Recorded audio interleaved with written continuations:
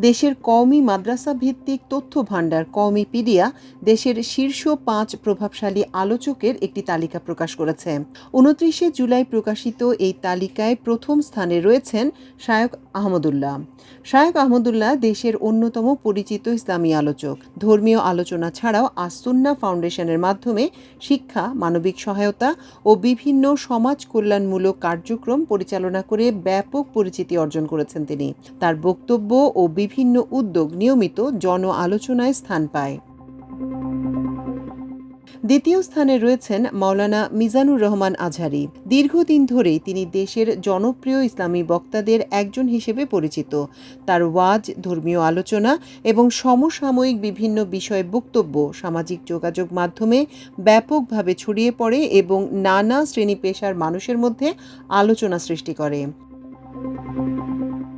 তৃতীয় স্থানে আছেন মাওলানা এনায়েতুল্লাহ আব্বাসী। বিভিন্ন টেলিভিশন টক শো, সমসাময়িক ইস্যুতে মন্তব্য এবং অনলাইন প্ল্যাটফর্মে সক্রিয় উপস্থিতির কারণে তিনি আলোচিত। ধর্মীয় ও সামাজিক নানা বিষয়ে তার বক্তব্য প্রায় জনপরিসরে আলোচনার জন্ম দেয়।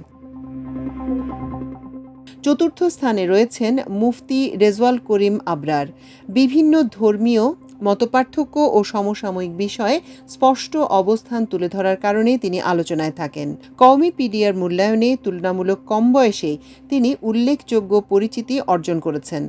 বর্তমানে তিনি বাংলাদেশ ওলামা সমিতির সাধারণ সম্পাদকের দায়িত্ব পালন করছেন।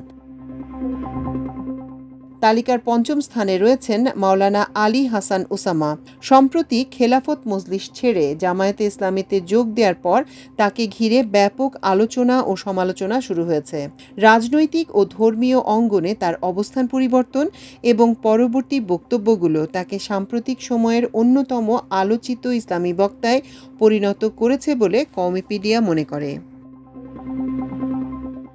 কওমিপিডিয়া মূলত একটি উন্মুক্ত ও অলাভজনক ইসলামী তথ্য ভাণ্ডার, যা বাংলাদেশের কওমি মাদ্রাসা এবং উলামাদের কেন্দ্র করে কাজ করে। এটি কওমি ঘরানার বিভিন্ন গুরুত্বপূর্ণ নথিপত্র এবং ইসলামী ব্যক্তিত্বদের ইতিহাস সংরক্ষণের একটি ডিজিটাল প্রচেষ্টা। দেশের ঐতিহ্যবাহী ও কুতুবুল আলম আলেমদের জন্ম, শিক্ষাজীবন ও কর্মের বিস্তারিত বিবরণ এখানে পাওয়া যায়।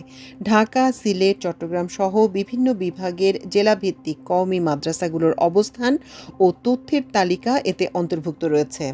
এছাড়াও এই সাইটে সাধারণ মানুষ বা শিক্ষার্থীদের দ্বীনি জিজ্ঞাসা বা প্রশ্নের উত্তর দেয়া হয়। মাল্টিমিডিয়া ডেস্ক, আমার দেশ।